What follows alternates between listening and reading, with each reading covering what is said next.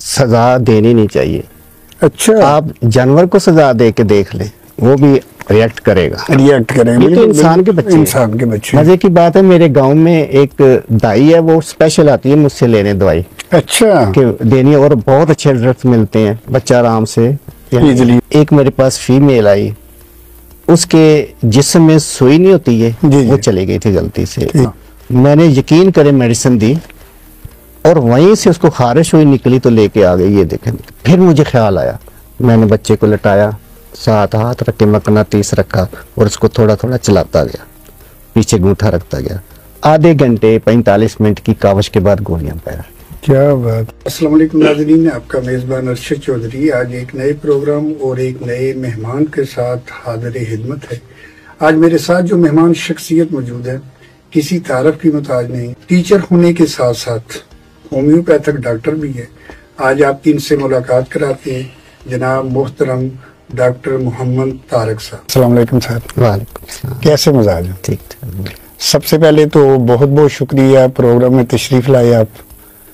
ایک اچھا پڑھا لکھا اور ذہین اسٹوڈنٹ جو ہے, اس کو بنانے کے لیے, اسٹوڈنٹ تو سبھی آتے ہیں, بچے سبھی پڑھنے آتے ہیں, سبھی والدین کا یہی ہوتا ہے کہ میرا بیٹا جو ہے اچھی طرح پڑھے. جو بنیادی چیزیں ہیں اس میں یہ ہوتا ہے کہ آپ کہہ لیں کہ ٹیچر اور ساتھ والدین, ان دونوں جو ہیں مشترکہ اگر محنت کریں تو ایک اچھا اسٹوڈنٹ بن سکتا ہے.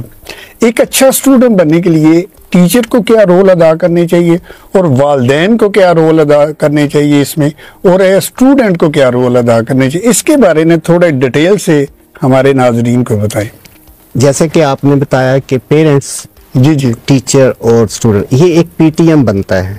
کیا بات. پیرنٹ ٹیچر اسٹوڈنٹ بڑی بات. میٹنگ, بڑی بات. سوری ایم سے میٹنگ ہوتا ہے. یہ ہماری مہینے میں ایک دفعہ ضرور ہونی چاہیے. بچے کی کمزوریوں اور کمی کو پورا کرنے کے لیے ہمیں ایک پیج پہ آنا چاہیے. اگر اسٹوڈنٹ کی بات کرتے ہیں تو اسٹوڈنٹس کو ایسا ماحول اور ڈسپلن دینا چاہیے جس کو وہ انجوائے کریں دوستوں کے ساتھ. پھر آہستہ آہستہ وہ ڈسپلن میں رہتے ہوئے تمام چیزیں جو ٹیچر بتاتا ہے. اب ٹیچر کا کام ہے کہ ٹیچر محبت سے, خلوص سے, ایک اپنا سمجھ کر اس کو سمجھائے اور کانفیڈنس دے. دیکھیں اسٹوڈنٹ جو ہوتے ہیں نا, بے شک وہ اسٹوڈنٹ ہے, میں نہیں سمجھتا, اسٹوڈنٹس کو دوست کی طرح دیکھیں, ان سے تھوڑی گپ شپ لگائیں, وہ اندر کی بات بتائیں گے کہ فرینک آپ ان کو حد میں رکھیں, لیکن فرینک تھوڑا سا ہو, مارنا نہیں ہے. ماریں گے تو آپ کے خلاف وہ ریئیکشن کرے گا تھوڑا. بالکل ایک جانور آپ اس کو سمجھا سکتے ہیں پیار سے, یعنی کر سکتے ہیں, تو انسان کے بچے کو نہیں کر سکتے. اور کچھ لوگوں نے تو یہ بھی کہا ہے کہ اگر ہمیں بچے کو پہلے دیا جائے کہ اس کو ڈاکٹر بنانا ہے, اس کو انجینئر بنانا ہے, تو وہ اس کا ماحول دیں. جیسے دیکھیں آرمی میں جاتے ہیں بچے, کیسے ڈسپلن ہوتے ہیں, کھانا پینا اٹھنا بیٹھنا سب. اسی طرح بچوں والدین کو کیا ایسی چیزیں ہیں یا وہ کون سی ایسی باتیں ہیں کہ ان کو آپ نے تو بتا دیا کہ ٹیچر کو یہ کرنا چاہیے یا یہ میرا طریقہ ہے اسٹڈی کرانے کا, تو اسی حوالے سے آپ یہ بھی بتائیں کہ جو والدین ہیں ان کو کون سی ایسی باتیں ہیں جن کا خیال رکھنا چاہیے جس طرح ٹیچر رکھتے ہیں, تاکہ بچے کی امپرومنٹ اور ان فیوچر وہ ایک اچھا طالب علم بنے.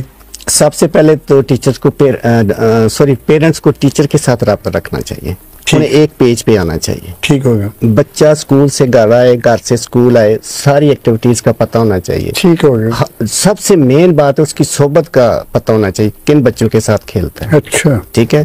اس کے بعد جب اسکول سے آ جاتا ہے تو آپ اپنا کنٹرول میں رکھیں کہ کہاں جاتا ہے, کیا کرتا ہے, اس کو سارا وہ دیں جو ریکوائر کرتا ہے. کئی بچے ہوتے ہیں اگر والدین کو کچھ کہتے ہیں یہ کرنا ہے وہ کرنا ہے یہ لینا ہے, وہ نہیں لے کے دیتے, یعنی بکس کے والے سے یا کچھ, تو بچے دوسروں کے پاس جاتے ہیں یا اس سے ٹائم ویسٹنگ ہوتا ہے. اس کی ریکوائرمنٹ پوری کریں اور اس کو دوست بنا کے رکھیں.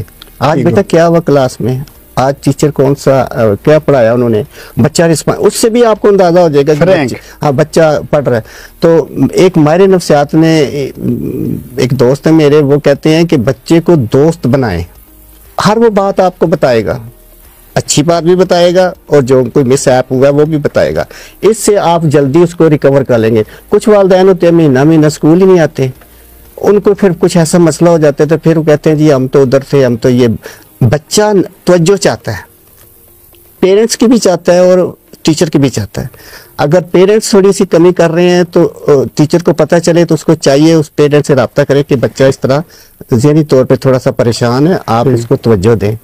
تو اس طرح دونوں ایک پیج پہ ہوں گے جب، تو آٹومیٹکلی بچہ ٹھیک ہو جائے گا اس کا.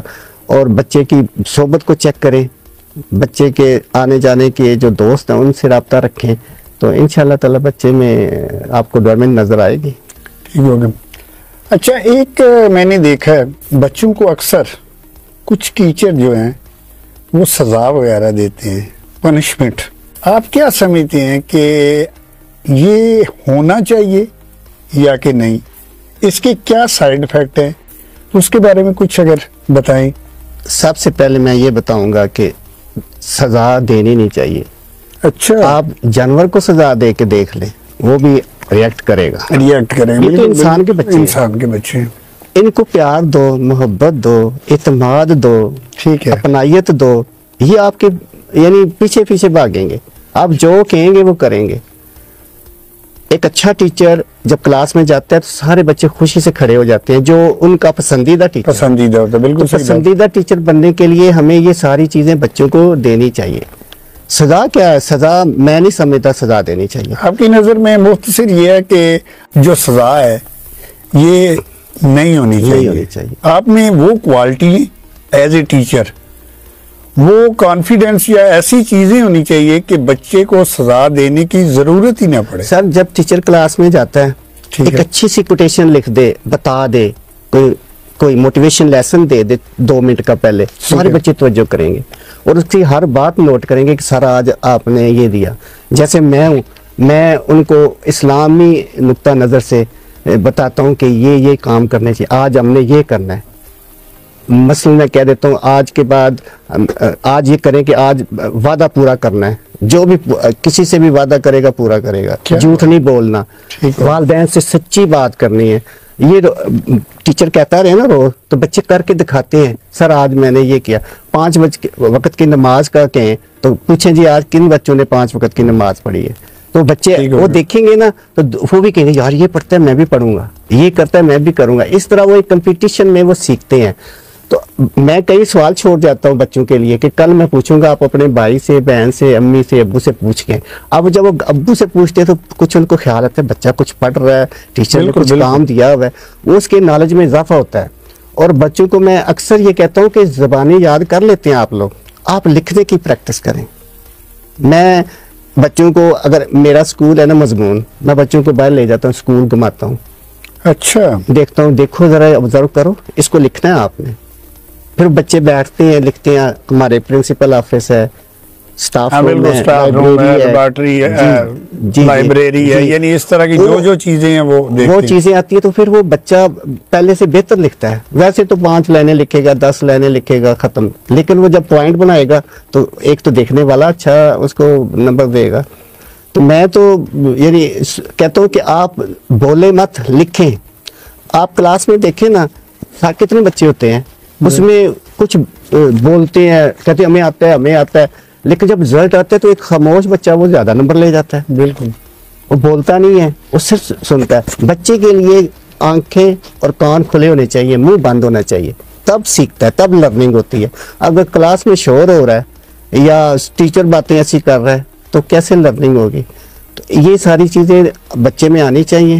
ٹیچر اور اسٹوڈنٹ ایک پیج پہ ہونے چاہیے اور ان کو کانفیڈنس دیا جائے تو بچے جو ہے وہ جو ٹیچر کہے گا وہ سیکھیں گے، پڑھیں گے، یاد بھی کریں گے.